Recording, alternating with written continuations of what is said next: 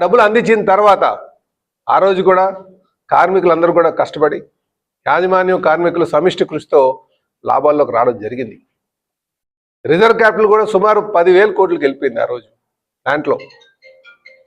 మళ్ళీ ఆ స్టేజ్ నుంచి వీళ్ళు ఎక్స్పాన్షన్కి వెళ్ళి 3.3 మిలియన్ టన్స్ నుంచి వాళ్ళు 7.4 మిలియన్ టన్స్కి వెళ్ళాలన్న ఆలోచన, 7.3 మిలియన్ టన్స్కి వెళ్ళాలన్న ఆలోచనతో మరి లోన్స్ తీసుకొచ్చి దాని మీద పెట్టిన తర్వాత మళ్ళీ ఆ ప్లాంట్ని కొంచెం సింక్రైజ్ చేయడంలో, డిపార్ట్మెంట్లు సింక్రైజ్ చేయడంలో కొంచెం ఇబ్బందులు ఎదుర్కొని సిరీస్ ఆఫ్ ఇన్సిడెంట్లు జరిగి హుదూద్ కావచ్చు, స్టీల్ రేట్స్ కావచ్చు, మిస్మేనేజ్మెంట్ కావచ్చు, అది అటు కార్మికులకి మేనేజ్మెంట్కి సమన్వయ లోపం కావచ్చు, ఇలాగ అనేక కారణాలతో మళ్ళీ ఈరోజు లాసుల్లో ఉంటే, లాసుల్లో ఏ స్టేజ్లో ఉందంటే ఎన్డీఏ ప్రభుత్వం అధికారంకి వచ్చిన నాటికి ఎన్డీఏ ప్రభుత్వం వచ్చిన నాటికి ప్లాంట్ రన్నింగ్ కెపాసిటీ 25% ఉంది. ఎప్పుడు కూడా 25% దానికి సామర్థ్యానికి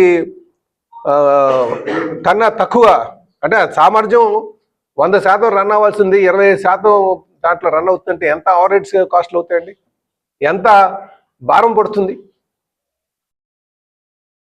అలాంటి పరిస్థితి నుంచి కనూపురిలో ఉన్నటువంటి స్టీల్ ప్లాంట్ని సుమారు 1650 కోట్లు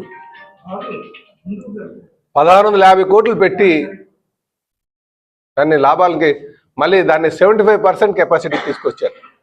అంటే రేటెడ్ కెపాసిటీలో 75%, అంటే 72 to 75% రన్ తీసుకొచ్చారు, యూటిలైజ్ చేశారు. ఆ కెపాసిటీ యూటిలైజ్ చేసుకున్నారు. ఎప్పుడైతే ప్లాంట్ కెపాసిటీని యూటిలైజ్ చేసుకుంటే ఓవర్ హెడ్స్ తగ్గుతాయి, తద్వారా భారం తగ్గుతుంది, ఆర్థిక పరమైనటువంటి భారం తగ్గి లాభాల్లో నడ్డానికి ఉంటుంది. ఈరోజు కేంద్ర ప్రభుత్వానికి నమ్మకం వచ్చింది, ఇక్కడ సెంటిమెంట్ని గుర్తించారు, ఇక్కడ నాయకుల యొక్క పోరాటాన్ని, అలాగే కార్మికుల యొక్క పోరాటాలని, నిర్వాసితుల యొక్క ఆలోచనలు తీసుకొని ఎలాగైనా దీనికి ఆర్థిక సాయం అందించాలని చెప్పేసి సుమారు 11,440 కోట్లు ఈరోజు అనౌన్స్ చేయడం జరిగింది. అందుకని ఈ సందర్భంగా మేము ఒకటి తెలియజేస్తున్నాను, ఆ ప్యాకేజ్ అనౌన్స్ చేసే ముందు కూడా మా ఎంపీ గారు ఒక మాట చెప్పారు, ముఖ్యమంత్రి గారు ఒక మాట చెప్పారు. వీళ్ళందరూ ఏమన్నారంటే, మీరు ప్లాంట్ కానీ ఫుల్ రేటెడ్ కెపాసిటీ, దానికి ఎంత సామర్థ్యం ఉందో ఆ సామర్థ్యంతో ఫుల్ రేటెడ్ కెపాసిటీతో 2 సంవత్సరాలు కానీ మీరు రన్ చేయగలిగితే మీరు సేల్లో విలీనం చేయడం ఈజీ అవుతుందని చెప్పేసి